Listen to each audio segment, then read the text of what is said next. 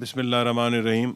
एक बात कहनी ज़रूरी है, क्योंकि अगर आप माजी में न जाएं तो मुस्तकबिल या हाल के बारे में मुनासिब अंदाज़ा नहीं लगाया जा सकता। और एक हिस्टोरिकल पर्सपेक्टिव 5-4 मिनट में देने का ये फ़ायदा होता है कि लोगों को समझ आ जाता है कि कई चीज़ें मुमकिन हैं।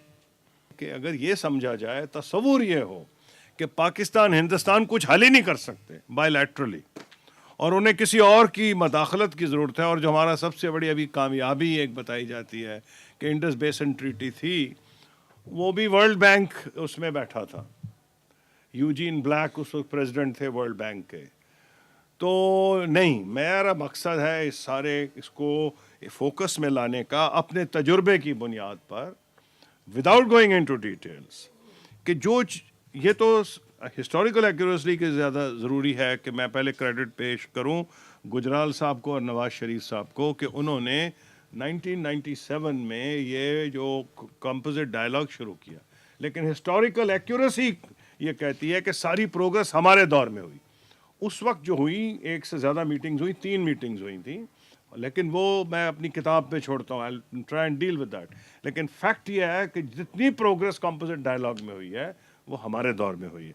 अब अगर हम ये तस्वुर करें कुछ भी मुमकिन नहीं, तो उसको काउंटरैक्ट करने का ये तरीका है कि कुछ चीज़ें मैं सिर्फ आउटलाइन कर दूं कि ये चीज़ें हुई थी पहली दफ़ा, अ सीरीज ऑफ फर्स्ट्स। बस इससे पहले पाकिस्तान इंडिया कई दफ़ा कश्मीर पे बात कर चुके हैं, स्वर्ण सिंह भुट्टो टॉक्स हैं, फिर अयूब खान साहब के दौर में आए थे शेख अब्दुल्ला, वो कुछ प्रपोजल लेके आए थे। बदनसीबी ये कि वो यहाँ आए तो वहाँ नेहरू इंतकाल कर गए। भेजा नेहरू ने था कि अयूब खान से बात करें, और जैसे ही वो यहाँ लैंड करे वहाँ नेहरू साहब जो थे वो इंतकाल कर गए। इससे और भी फिर 1971 में जो शिमला अकॉर्ड है उसमें एक एफर्ट की गई, जिसके बारे में मुख्तलिफ कमेंट्रीज आई हैं। इंडिया का एक वर्जन है, दूसरों का कुछ और है, उस पर बहुत से लोग कुछ लिख भी चुके हैं।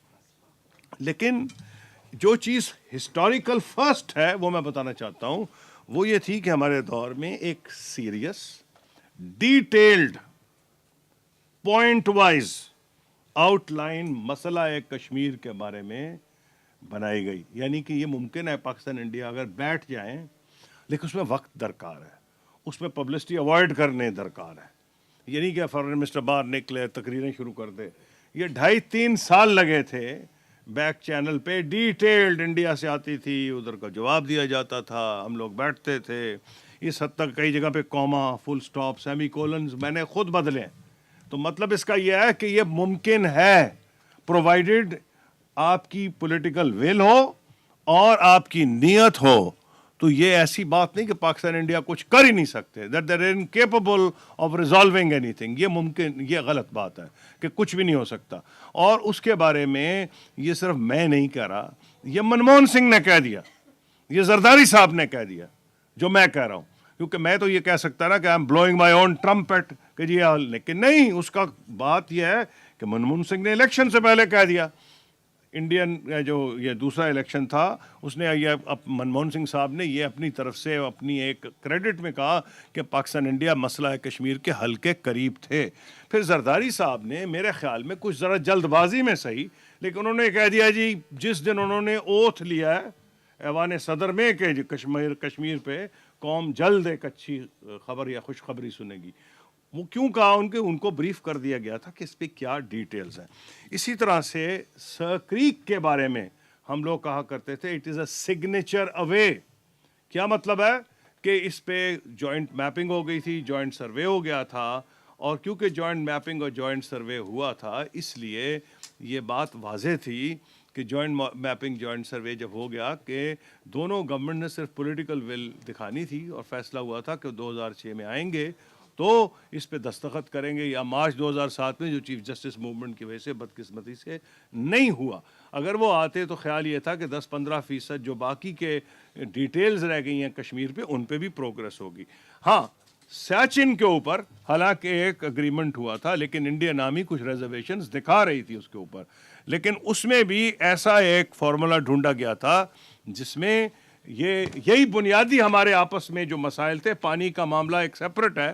یہ بنیادی مسائل جو تھے جو پرانے چلے آ رہے تھے اور ان کے اوپر انڈیا پاکستان کی پولیٹیکل ایک حد تک اگریمنٹ ہوا تھا کہ سیاچن میں ہندوستان کو یہ خطرہ تھا کہ اگر فوجیں وڈرا کرے گا تو پاکستان آکوپائی کر لے گا, اور پاکستان کوئی ایسا فارمولا ایکسیپٹ نہیں کرنا چاہتا تھا جس میں وہ ایسے لگے کہ جو ان کی سیاچن میں اوریجنل اگریشن ہے اس کو ہم ایکسیپٹ کر لیں. تو وہاں بھی ہم نے ایک فارمولا ڈھونڈ لیا تھا. اب پہلی دفعہ یہ کبھی مانا نہیں جا سکتا تھا کہ آزاد جموں کشمیر میں آئیں گے انڈیا کے لیڈرز, سری نگر سے آئیں گے, کشمیری لیڈرز آئیں گے, حریت کانفرنس کے آئیں گے اور یہاں سے وہاں جائیں گے. لبرل ویزا رجیم, آپ کو 100,000 کے قریب لوگ آ رہے تھے. جہاں تک پیپل ٹو پیپل کانٹیکٹ ہے, میں اسے کہتا ہوں پبلک سیلیبریشن آف پیس, کہ جو لاہور موہالی ٹیسٹ میں نوجوان پھر رہے تھے لاہور اور موہالی میں, ان کے پاس پاکستان انڈیا کے جھنڈے تھے.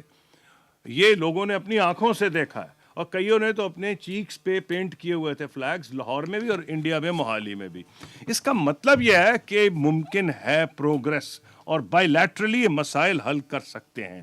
اگر یہ بیک گراؤنڈ ٹھیک ہے تو یہ بھی کہنا ٹھیک ہے. اب ہم ساکھ کی طرف آتے ہیں کہ ساکھ ایکچولی ہاسٹیج ہے اور رہی ہے پاکستان انڈیا ریلیشن شپ کی, کیونکہ کوئی پروگرس اس میں نہیں ہوئی. بلکہ میں تو ایک حد تک کہوں گا کہ ساکھ میں ایک حد تک بگننگ میں ویژن ہی لیک کر رہا تھا, کیونکہ جب یورپ میں بنیادی طور پر یورپین یونین بنی ہے تو ان کو اپنی جنگیں یاد تھیں, اور جرمنی, فرانس اور برطانیہ اس کے مین محرک تھے, کیونکہ ان کو پتہ تھا کہ کتنا انہوں نے نقصان اٹھایا ماضی کی جنگوں سے. لیکن یہاں بنگلہ دیش کے صدر جو جنرل ضیاء الرحمان تھے, پروپوزل ان کا تھا, اور شروع میں یہ نہیں سمجھ آ رہا تھا, انڈیا سمجھ رہا تھا پاکستان اس کے پیچھے ہے, پاکستان سمجھ رہا تھا انڈیا نے ان کس کے پیچھے, اور ان کے ذریعے وہ انڈین ڈومینیشن اسٹیبلش کرانا چاہ رہے ہیں.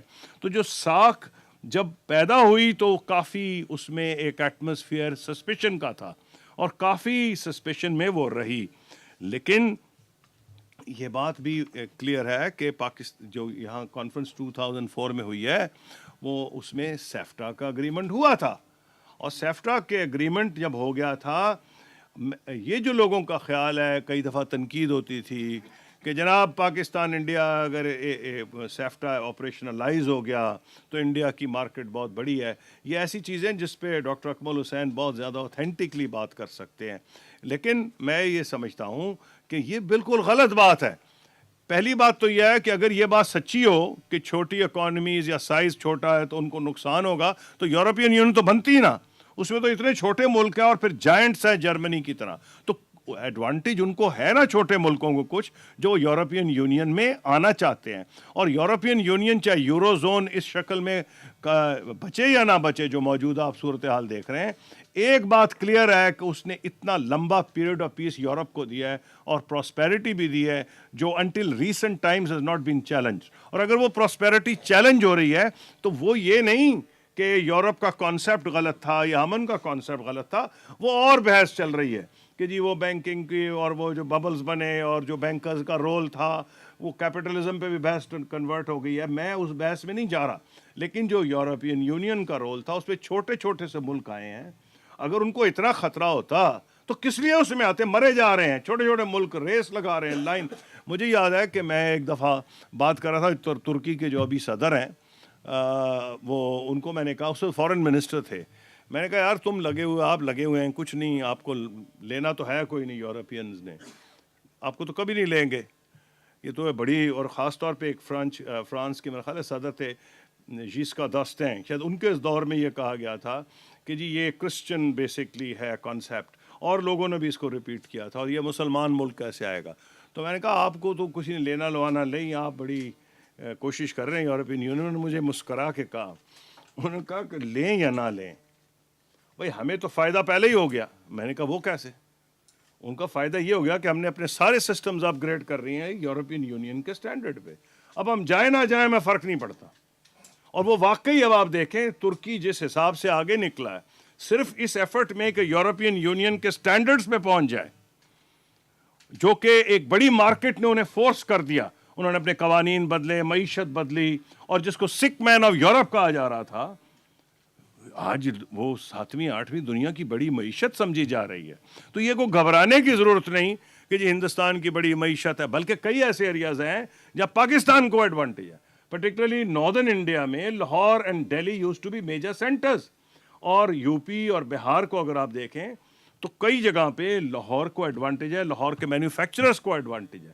جہاں تک آپ کے میجر پورٹس ہیں, مجھے یاد ہے جب ہم لوگ اس کا ذکر کر رہے تھے تو ہمیں میسیجز آئیں کہ جی جموں کے لوگ کہتے ہیں ہم جہاز پکڑنا چاہیں گے سیالکوٹ سے, Sialkot international airport, rather than کہ ہم دلی جائیں ادھر جائیں, اور ادھر کے لوگ نارتھ کے اسلام آباد سے آنا چاہیں گے. تو میں نہیں سمجھتا, ہر ملک کی اپنی کچھ ایڈوانٹیجز ہوتی ہیں, اس کو لیوریج کرتا ہے ان ایڈوانٹیجز کو, اور وہ ایڈوانٹیج پاکستان کا بہت زیادہ ہیں. تو میں یہ سمجھتا ہوں کہ اس لیے گھبرانا, جو کئی لوگ تنقید برائے تنقید کرتے ہیں کہ پاکستان کی انڈسٹری بند ہو جائے گی, کئی ایریاز ہیں جہاں پاکستانی انڈسٹری کو ایڈوانٹیج ہوگا. اس زمانے میں جب میں وزیر خارجہ تھا تو ہمیں کہا گیا کہ وائڈ لومز کی یہ جو بریڈ سپریڈز ہیں اور بیڈ شیٹس ہیں, اس میں پاکستان کو ایڈوانٹیج ہے کہ اگر پاکستان کو ایکسپورٹ کا موقع ملے گا تو ہندوستان میں اس کو اچھی خاصی مارکیٹ مل سکتی ہے.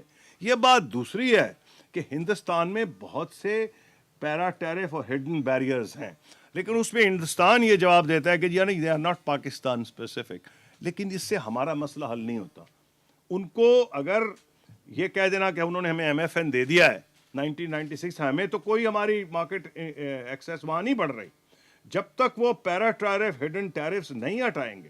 اور جب میں نے پرائم منسٹر منموہن سنگھ کو یہ پوائنٹ آؤٹ کیا تھا تو انہوں نے ایک کمیٹی اپوائنٹ کی تھی اسی بات میں کہ جناب یہ جو کمیٹی ہے یہ ان چیزوں میں جائے گی. اب مجھے یہ امید ہے کہ یہ جو ایم ایف این ایک تو بڑی غلط یہ اصطلاح ہے, اس کو ایسے لگتا ہے اردو میں جب ترجمہ کیا جائے کہ جیسے آپ کو عشق ہو گیا ہندوستان کے ساتھ, کہ دنیا کا محبوب ترین جو ملک ہے. ایکچولی اس کو اس سے کو غلط اصطلاح ہو نہیں سکتی. آلموسٹ فلمی قسم کا ایک تاثر پیدا ہو جاتا ہے کہ کوئی گانے گائے جا رہے ہیں باہوں میں باہیں ڈال کے, جیسے کوئی بالی ووڈ کی فلمیں ہیں. ایکچولی سمپل سا مطلب ہے کہ بھائی آپ ڈسکریمنیٹ نہیں کریں گے. تو میں تو اس کو کبھی کہتا ہی نہیں تھا جب فارن منسٹر تھا. I never used the term MFN. I said normal trading relations. وہ اب نارمل ٹریڈنگ ریلیشنز کریں. وہ بہت دیر کی بات ہے کہ لوگوں میں وہ ایک دوسرے کے بارے میں تاثر پیدا ہو جائے, اور وہ ہو جاتا اگر آپ اپنے مسائل حل کریں, ڈسپیوٹس حل کریں, جس کی طرف میں نے پہلے نشاندہی کی ہے کہ یہ بالکل ممکنات میں سے ہے. اور آپ دنیا کا تجربہ دیکھیں, اپنے قریب دیکھیں, بلکہ اس کے بعد بھی اسٹوڈنٹ ڈیز کے بعد بھی ایک کیمپین, ایک بہت بڑا نعرہ لگتا تھا انڈونیزیا سے, کرش ملیشیا, کہ اس کو ختم کرنا چاہتے تھے. بڑی زبردست ان کی رائیولری تھی. پھر ان کے فارن منسٹر آئے ایڈم ملک, اور انہوں نے اس میں ایک کلیدی رول ادا کیا انڈر پریزیڈنٹ سہارتو, اور انہوں نے آ کے اس پالیسی کو بدلا, کرش ملیشیا والی جو کیمپین تھی, اور انہوں نے یہ ایڈمٹ کیا کہ ان سے غلطیاں ہوئی ہیں. اور آج ملیشیا اور انڈونیزیا کہاں ہیں آپ اس کو اندازہ لگا لیں. اور بلکہ ملیشیا کو انڈونیزیا سے زیادہ فائدہ ہو گیا, حالانکہ ملیشیا چھوٹا ملک تھا, انڈونیزیا بڑا ملک تھا. تو سبق کیا ہے؟ سبق یہ گھبرانے کی کوئی ضرورت نہیں. پاکستان میں بہت ٹیلنٹ بھی ہے, پاکستان میں کو کئی ایڈوانٹیجز ہیں. مثلا آپ کی جو اپنی جیو اسٹریٹجک لوکیشن ہے, وہ آپ ایک برج ہیں between south and central Asia, south and west Asia, and between China and India. لیکن اگر آپ اس برج کو بند کر دیں, then you are a bridge to nowhere. تو اب کیا یہ ممکن ہے کہ اس برج کو کھولا جائے؟ مجھے کانفیڈنس ہے کہ یہ ممکن ہے کہ برج کھل سکتی ہے, اور پاکستان کو اس کا بہت زیادہ فائدہ ہوگا. کیونکہ یہ برج اس لیے کھل سکتی ہے کہ جو ہمارے ڈسپیوٹس ہیں, اسی لیے میں نے پہلے بتانے کی کوشش کی تھی, یہ ریزالویبل ہیں. یہ ایسے نہیں کہ ریزالو ہو ہی نہیں سکتے, کیونکہ اگر آپ کانفلکٹ ریزولوشن نہیں کریں گے تو ٹیررسٹ کو آپ ایک قسم کا ویٹو دے دیتے ہیں کہ they can always troubled fish in troubled waters. تو وہ آپ کو مسائل ساتھ حل کر سکتے ہیں. اور جو کمپوزٹ ڈائلاگ میں ایڈوانٹیج تھا, پہلے انڈیا کہتا تھا پہلے ٹریڈ کرو, ہم کہتے تھے پہلے کشمیر ریزالو کرو. اس کے اندر ہم نے کہا کہ بیک وقت سارے معاملات کو ہینڈل کیا جائے گا. لیکن اس میں جو بھی سینکس کہیں, میں یہ سمجھتا ہوں کہ یہ ڈویبل ہے, اور یہ بالکل ممکنات میں ہے, اور اس میں پولیٹیکل ول جو ہے وہ اس کی ضرورت ہے. اب جب ایبسنس آف ٹرسٹ ہے ہمارے درمیان, اس کو ہمیں کیور کرنا پڑے گا. ایک تو وہ ٹریڈ سے ہم نے دیکھا یورپین یونین اور آسین میں اس کا بہت اثر ہوا ہے، لیکن اور ہیں پیپل ٹو پیپل ایکسچینجز ہیں، اور مثلاً میڈیا کی کوآپریشن آپس میں جو جیو اور جنگ گروپ ہے انہوں نے جو کیا ہے ٹائمز آف انڈیا کے ساتھ، میں سمجھتا ہوں کہ it's a very useful exercise. میں پچھلی دفعہ ہندوستان گیا تھا تو مجھے انہوں نے کہا، پرائیویٹ چینلز نے کئیوں نے میرے انٹرویو کیے، انہوں نے بتایا کہ باقی انڈیا کے گروپس بھی اب یہ کوشش کر رہے ہیں کہ پاکستانی کاؤنٹر پارٹس کے ساتھ وہ بات چیت کریں.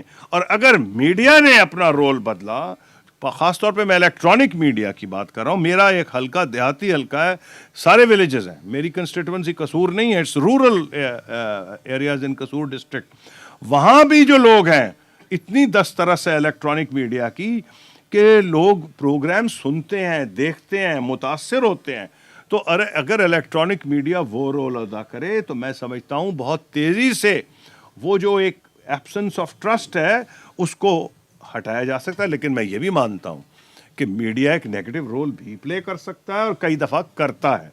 یہ ہندوستان میں بھی ایسا ہوا، پاکستان میں بھی، لیکن اس میں شاید ہندوستان کا میڈیا کیونکہ بڑا میڈیا تھا، کمرشل شاید زیادہ تھا، وہ ہر چیز کو ذرا ڈرامٹائز بھی کرتے ہیں. لیکن اگر دونوں کے جیسے میں نے کہا جیو کا یہاں الائنس ہوا ٹائمز آف انڈیا کے ساتھ اور دوسرے گروپس کا اوروں کے ساتھ ہو جائے تو اس میں ایک ڈیفینٹ فلمیں آپ نے دیکھی جو پاکستان کی گئی ہیں، ان کی بڑی کوالٹی کی فلمز تھیں جو یہاں سے گئی ہیں. پہلے ہمارے صرف ٹی وی کے ہوا کرتے تھے سیریل جن کی ہندوستان میں بڑی ڈیمانڈ تھی، لوگوں بلکہ ریکویسٹ کیا کرتے تھے جو پاکستان سے لوگ جاتے تھے. اس کا مطلب ہے all that Pakistanis have to do اس کہ وہ اپنا ذہن اس طرف لے کے آئیں. اگر وہ ذہن کریں گے تو چاہے وہ فلمیں ہوں یا آپ کے ٹیلی ویژن سیریلز ہوں، آپ پیچھے نہیں رہیں گے. اور آپ کے یہاں آج بڑا افیکٹو اور تھرائیونگ میڈیا ہے، یہ ایک برجز بھی بلڈ کر سکتا ہے. تو میں یہ سمجھتا ہوں کہ اگر سیفٹا کی جو جہاں تک ذکر ہے ہمارے دور میں سائن ہوا، اس پہ فلی امپلیمنٹ اس وقت نہیں ہوا، لیکن ایک چیز ہو گئی تھی کہ ایک بینچ مارک سیٹ ہو گیا تھا سیفٹا کا جس پہ جج کیا جا رہا تھا، اور ہر کانفرنس میں وہ ہمیں کہتے تھے آپ نے اس سیفٹا پہ امپلیمنٹیشن نہیں کی. اور منسٹری آف کامرس اور ministry of foreign affairs Hare meeting سے پہلے بیٹھا کرتے تھے کہ اس کا ہم نے کیا جواب دینا ہے. تو the very fact that you were put on the mat کہ you have to explain was a positive development. اور اس کا ایک نتیجہ یہ نکلا کہ $200 ملین کا صرف ٹریڈ تھا ڈائریکٹ جب پاکستان انڈیا کی بات چیت شروع ہوئی ہے 2004 میں. By the time I left office it was $2.2 billion, یعنی 1000% انکریز ہو گیا تھا، 10 Times. Of course sky is the limit. میرا تو خیال ہے 6, 7, 8 بلین ان کی کئی لوگ سمجھتے ہیں 15 بلین ہو سکتی ہے 3-4 سال کے اندر. آفٹر آل 47 سے پہلے مارکیٹ ہی ایک تھی. تو یہ سب چیزیں پاسبلٹیز ہیں. تو میں یہ سمجھتا ہوں کہ سیفٹا کی جو امپلیمنٹیشن ہے، جو کہ امتیاز عالم صاحب آپ کو بھی بتا رہے تھے، اس میں کچھ کانکریٹ اقدامات کیے گئے ہیں، they are to be welcome. Afghanistan and game کا کیونکہ لوگوں کے دماغ میں ہے، شاید اس وجہ سے پاکستان انڈیا کے معاملات خراب ہو رہے ہیں. تو میں اتنا کہنا چاہوں گا کہ اگر واقعی آپ یہ سمجھیں کہ پاکستان اور ہندوستان بائی لیٹرلی مسائل حل کر سکتے ہیں جیسے میں نے ثابت کرنے کی کوشش کی، تو پیراڈائم چینج ہو جائے گا. جو یہ ٹرسٹ ڈیفیسٹ ہے یہ چینج ہو جائے گا. ابھی پاکستان کو یہ ڈر ہوتا ہے کہ ایک یہ بارڈر ہاٹ ہے وہ ہو جائے گا، لیکن اگر ہمارے اپنے مسائل حل ہوں جو ممکنات میں ہیں تو میں سمجھتا ہوں پیراڈائم شفٹ ہو سکتی ہے. اور یہ جو ابھی انقرہ میں کانفرنس ہوئی ہے، یہ استنبول میں، یہ بھی ایک فارورڈ موومنٹ تھی. اور ٹھیک ہے there are still differences and I know کہ یہ ڈفرینسز پھونک مارنے سے غائب نہیں ہوں گے، لیکن جو موومنٹ اس وقت ہو رہی ہے بائی لیٹرلی پاکستان اور انڈیا کے درمیان، اس کا ڈیفینیٹلی اس کے اوپر بھی اثر پڑے گا. Thank you very much.